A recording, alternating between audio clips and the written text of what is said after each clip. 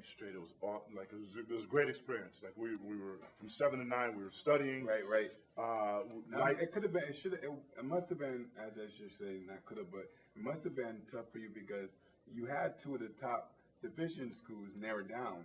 So to you to go to a prep school, that had been kind of wasn't because I was 7 feet tall right. and I could just run up and down the court. I had anybody and everybody. Division I schools want me to go there. Right, right.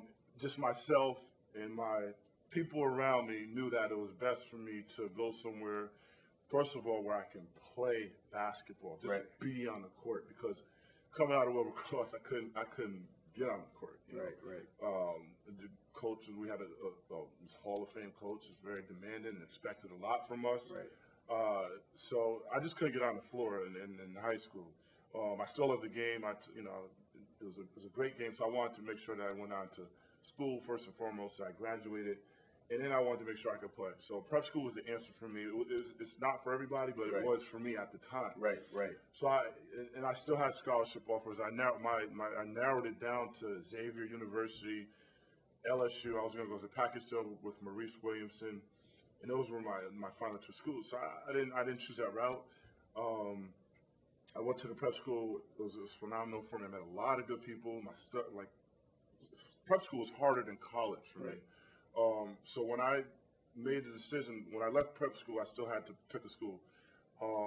And at the time, this guy recruited me out of Champlain College in Burlington, Vermont. Right, right. Bob Tipson. He had one scholarship left. He wanted me to take a look at Vermont, and once again, I'm like, I'm from New Haven, Connecticut.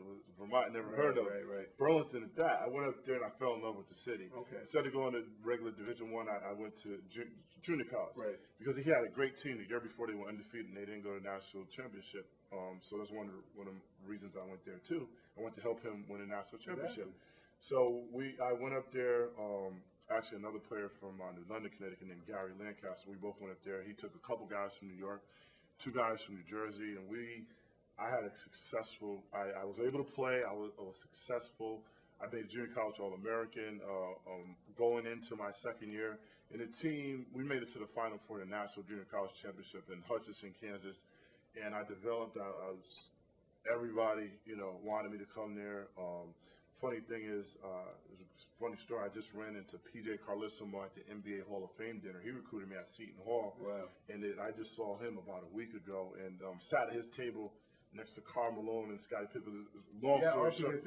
I forgot they did have the NBA Hall of Fame. Right. So I ran into one of the coaches recently that tried to recruit me, and so I narrowed my choices down. And my final 3 choices were Duquesne, University of Florida, and UConn. And I did not choose UConn because they had a 7-footer sitting on the bench that they really didn't play. And okay. At the time, UConn wasn't as big as they are now. Exactly. But it just wasn't a perfect fit. I think if I had to do it all over again, I may have chosen to go there.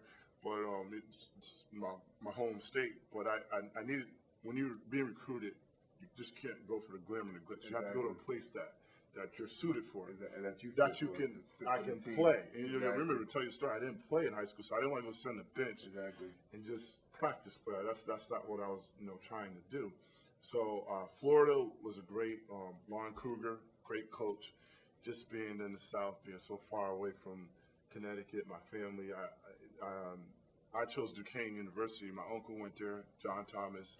Is in the Atlantic 10 Conference of UMass, Temple, Rutgers, West Virginia at the time were in it, Rhode Island. It was a competitive league at the time because UMass was rolling, Temple was rolling, George Washington was rolling. So I thought I can go there and play and contribute right away.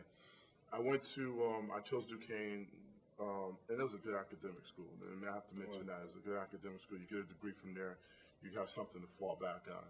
So I went there in another setback. I didn't play right because junior college. Why do you think you had so many setbacks that you probably wish you didn't have? Why do you think it was maybe the wrong time? First time through. Okay. First time through. If you don't have someone that's been there before, my uncle passed away, so he wasn't able to give me advice I may have needed. Right.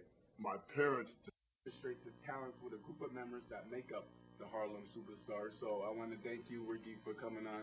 Thank you. Mike, nice talking to you. First of all, let's just do this right now. Let's just get up. All right.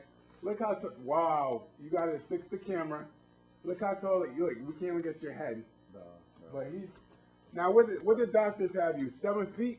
Yeah, 7 feet tall. Wow. Look at this guy. This is wow.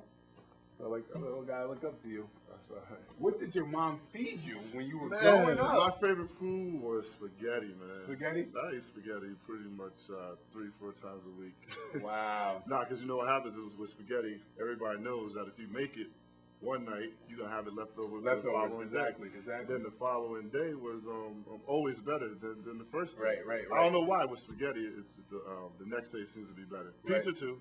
And you're an athlete, and spaghetti is good to eat spaghetti, especially maybe a night before a game or for track players the night before a track meet. I did that in college. I got my money. How you doing? Good. Except for school, it's hard. It's hard? No, I don't like it. But I do good. School is a good thing. I know. Don't give up on it. Just keep working hard, okay? Not be Michael Jordan. You don't have to play basketball, but you cannot give up on your education. Because in this room right here, we don't know who can become the next Michael Jordan. We don't know who can become the next great doctor, lawyer, teacher.